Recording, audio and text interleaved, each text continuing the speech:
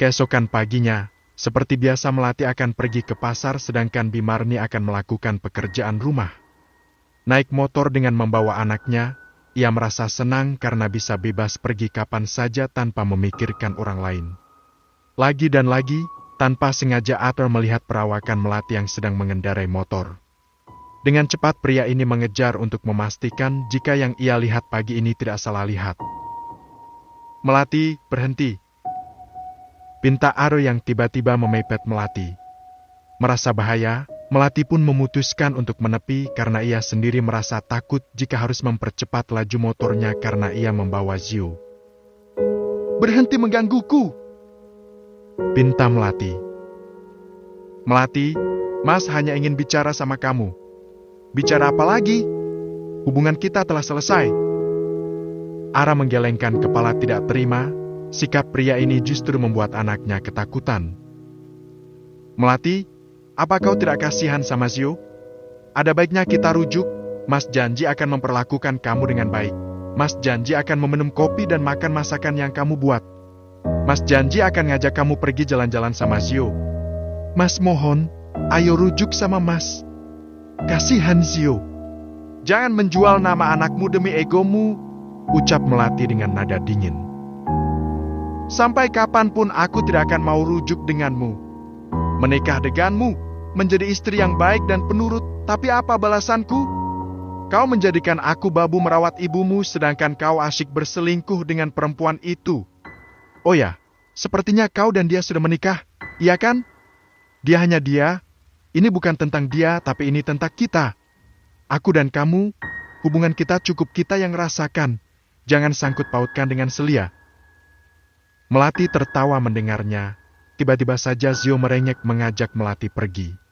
Arthur berusaha merayu anaknya, tapi tetap saja bocah itu tidak mau disentuh oleh Arthur yang ayah kandungnya sendiri.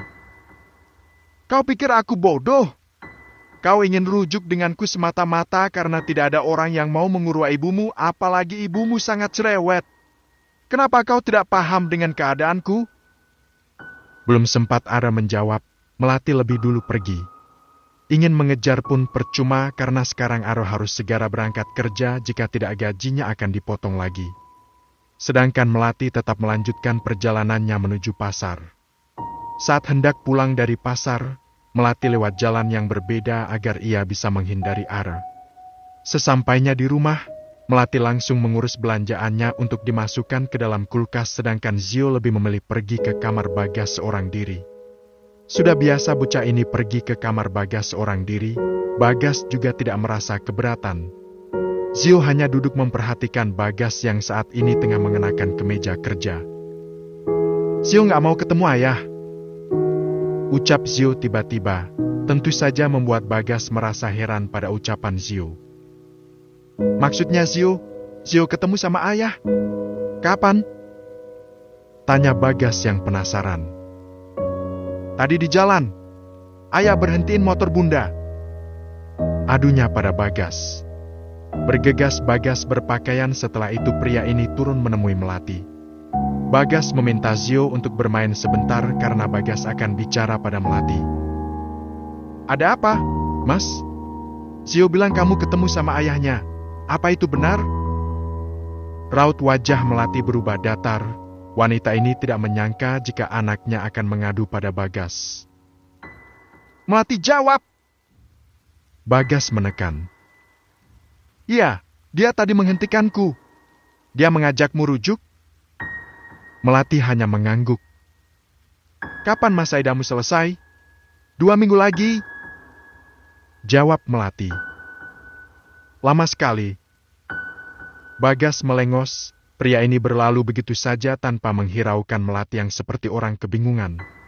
Melati juga tidak ingin bertanya, ia kembali ke dapur untuk melanjutkan pekerjaannya. Setelah Bagas pergi, Melati pun mengajak anaknya bermain berdua. "Zio, kalau ada apa-apa itu jangan ngomong sama Om Bagas. Nggak baik," ucap Melati yang menasehati anaknya. "Zio marah sama ayah," celetuk bocah ini. Melati pun hanya diam, tak sampai hati rasanya jika ia memarahi Zio apalagi anaknya ini sangat dekat sekali lada Bagas. Sementara itu, saat di kantor, Bagas kembali berkeliling semua lantai termasuk lantai 2 tempat Aro bekerja. Pria ini melihat Aro, ingin sekali Bagas memukul wajah pria yang sudah menyakiti Melati dan Zio. "Hai kamu!" panggil Bagas. "Tolong laporan keuangan 3 bulan lalu antar ke ruangan saya sekarang juga." Titah Bagas dengan wajah yang tak bersahabat. "Baik, Pak," jawab Aro. Sebenarnya laporan itu juga tidak penting, tapi Bagas hanya ingin mengerjai Aro. "Tunggu." "Iya Pak, ada yang bisa saya bantu?" tanya Aro sangat sopan sekali. "Sama laporan 1 tahun lalu dimulai dari di Desember sampai sekarang. Antar ke ruangan saya sebelum jam makan siang." Tanpa menunggu jawaban dari Aro, pria ini pun berlalu begitu saja. Bagas tersenyum miring karena ia sebenarnya hanya ingin mengerjai saja. Hendra yang melihat kelakuan Bagas mulai merasa heran karena tidak biasanya Bagas akan bersikap seperti ini. "Melati yang dicerai, kenapa kau yang panas?" tanya Hendra saat mereka masuk ke dalam ruangan. "Bajingan itu sudah berani mengajak Melati rujuk. Aku tidak suka. Itu artinya kau cemburu. Jangan sampai bersaing dengan karyawan sendiri," ucap Hendra mengingatkan. "Dan sebentar lagi aku akan segera menikahi mantan istri dari karyawanku sendiri," ujar Bagas memberitahu. "Ah, apa kau serius?" "Ya, aku serius. Aku sudah merayu Melati. Dia akhirnya mau juga." "Gila, ternyata seleramu janda. Pantesan selama ini menjomblo." Bagas membuat nafas kasar. Pria ini tidak ingin menjawab apapun pertanyaan dari Hendra. Sambil menyelesaikan semua pekerjaan, Bagas menunggu Aro yang sedang ia kerjain sekarang. Menjelang siang, datanglah Aro dengan membawa setumpuk laporan keuangan yang sesuai permintaan Bagas. Pria ini tampak kelelahan, tapi Bagas suka itu. "Semua laporan yang Bapak minta sudah ada semua," kata Aro memberitahu. "Ya, terima kasih." Atta tersenyum tipis kemudian izin keluar. "Hai, tunggu!" panggil Bagas. "Iya Pak, ada yang bisa saya bantu? Aku hanya ingin meminta pendapat padamu."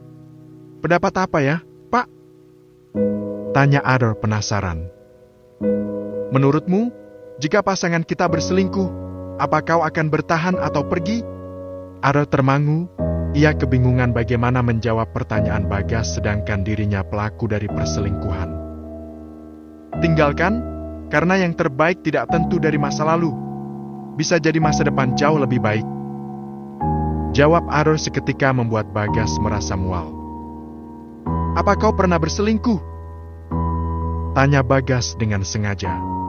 Tentu saja dada Aro terus berdebar sangat kencang. Bagas tertawa melihat ekspresi tegang di wajah Aro. "Tidak usah dijawab, silakan lanjutkan pekerjaanmu." Buru-buru Aro keluar dari ruangan Bagas. Tidak mungkin pria ini mengaku jika dirinya adalah pelaku perselingkuhan karena bisa mencoreng nama baik yang selama ini ia jaga selama bekerja di perusahaan ini. Seperti biasa, pulang dari bekerja Aro harus mengurus ibunya. Hampir setiap hari ia mencuci pakaian dan kain milik ibunya. Pria ini seperti tidak memiliki istri. Sedangkan Celia entah pergi kemana karena tidak biasanya wanita itu tidak ada di rumah sore ini. Selesai mencuci, Aro kembali menyapu kemudian mengepel. Membuang sampah dan menyiapkan makan malam. Sambil membawa sepiring makanan, Aro masuk ke dalam kamar ibunya lalu menyuapi Bu Win makan. Meskipun sedikit cerewet, tapi Aro sangat malas sekali untuk menanggapi. "Gimana, kamu ada ketemu Melati dan Zio nggak? Melati nggak mau rujuk sama aku, Bu." Bu Win mendengus kesal. "So banget nggak mau rujuk sama kamu. Sehebat apa dia? Emang dia sanggup ngasih makan Zio? Sombong. Aku juga tidak tahu, Bu. Sampai sekarang aku juga tidak tahu di mana dia tinggal. Palingan juga di bawah kolong jembatan." Aro hanya diam. Rasanya tidak mungkin sekali jika Melati tinggal di bawah kolong jembatan karena penampilan Melati yang sekarang terlihat jauh lebih baik. Dia itu bisa apa coba? Rumah nggak punya, keluarga juga nggak punya, pendidikan juga nggak ada, anak masih kecil. Zaman sekarang mau kerja apa? Bu Yun yang merasa jengkel mulai mengumpat pada Melati. Tentu saja ia tidak terima jika niat baik Aro yang hendak rujuk ditolak mentah-mentah. Penampilan Melati sekarang jauh lebih baik, dia sangat cantik. Seperti dulu, saat kami masih pacaran. Halah, bisa jadi dia jual diri? Apa kamu mau anak kamu dikasih makan uang haram? Ara menghentikan tangannya yang sedang mengaduk makanan. Pria ini tiba-tiba saja kepikiran apa yang baru saja dikatakan ibunya. Sebenarnya Aro merasa heran, kenapa bisa penampilan Melati berubah sangat cepat sedangkan saat ia keluar dari rumah ini tidak membawa apapun. Ibu yakin jika Melati itu jual diri. Tidak mungkin dia bisa hidup dengan enak, apalagi cari kerja sekarang sangat susah. Aro semakin kepikiran. Ia ingat saat sidang perceraian, Melati dibantu seorang pengacara yang sangat tampan. Muncullah dalam benak Aro jika mantan istrinya sudah salah jalan. Sepertinya ibu benar, pasti Melati menjual dirinya. Penampilan dia saja jauh berbeda dari biasanya. Dia akan cantik, sudah pasti banyak laki-laki yang tertarik. Ucap Aro dalam hati. Aro kembali menyukai ibunya makan sampai selesai, setelah itu minum obat. Sampai hari mulai gelap, tapi Selia tak kunjung pulang. Entahlah, rasanya Aro merasa tenang saat tidak ada Selia di rumah. Sedangkan Selia saat ini tengah menikmati waktu dengan seorang pria. Dialah mantan kekasihnya yang sudah meninggalkan banyak hutang pada Selia yang dengan bodohnya Aro melunasinya. Perutnya mungkin sudah membuncit, tapi tidak mengurangi nafsu birahinya untuk bercinta. Wanita ini memang nakal, hanya saja Aro tidak mengetahui sifat asli wanita yang ia anggap jauh lebih sempurna daripada Melati. Pulanglah, sayang. Nanti suamimu tahu jika kau sedang bersamaku. Pria yang bernama Marques ini mengecup manis bibir Selia. Ah, rasanya malas sekali. Aku tidak betah di rumah. Ibu mertua sakit stroke. Bersabarlah, ini hanya sebentar. Setelah anak ini lahir, aku akan segera menceraikan Ara. Setidaknya hutang kita sudah lunas dan kita bisa kembali bersama lagi. Ucap Selia. Sebelum aku pulang, aku hanya ingin kenikmatan darimu. Marques mengiyakan. Baginya Selia memang partner terbaik dalam berhubungan badan. Meskipun sedang hamil, Selia sama sekali tidak peduli dengan anak yang ada di kandungannya. Setelah puas menuntaskan hasratnya, Selia pun memutuskan untuk pulang. Jam 9 malam ia sampai rumah, Ara menunggunya di ruang tamu. Dari mana saja kau? Kenapa baru pulang? Aku bosan di rumah. Apa salah aku pergi jalan-jalan terlebih lagi, kau tidak pernah mengajakku keluar.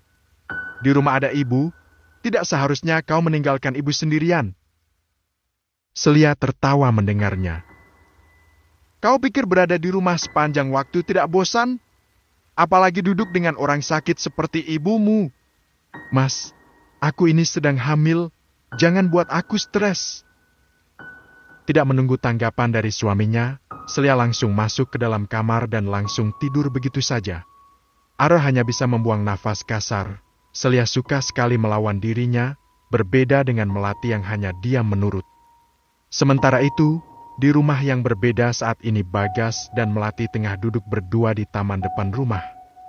Sio sudah tidur, makanya mereka berani duduk berdua seperti ini. Tidak hentinya Bagas memandang wajah Melati yang sangat cantik dan manis. Tentu saja hal ini membuat Melati merasa tersipu malu. Mantan suamimu menceraikan kamu hanya karena kamu gendut dan lusuh. Alasan biadab seperti apa itu? Istri itu akan cantik, tapi tergantung uang suaminya juga. Ucap Bagas membuat Melati tertawa. Dia hanya memberiku nafkah 2.500.000 sebulan. Uang itu harus cukup untuk makan, kebutuhan rumah, berobat ibunya.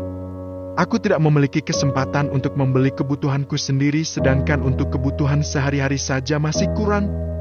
Belum lagi kalau jadwal terapi, terkadang kakaknya juga kirim uang. Dari uang itulah aku bisa mencukupi hari ke hari. Padahal gaji di perusahaan tidak main-main, apalagi Aro karyawan tetap. Gaji dia di atas 7 juta dan sekarang sudah naik. Habis sama selingkuhannya. Jawab Melati begitu santai. Aku telah lelah mempertahankan rumah tanggaku selama 5 tahun. Rumah tanggaku hambar, timpang sebelah. Hanya aku yang sibuk menata hati, meyakinkan diri jika dia mencintai aku. Tapi ternyata dia telah membagi cintanya. Bagas hanya diam mendengarkan.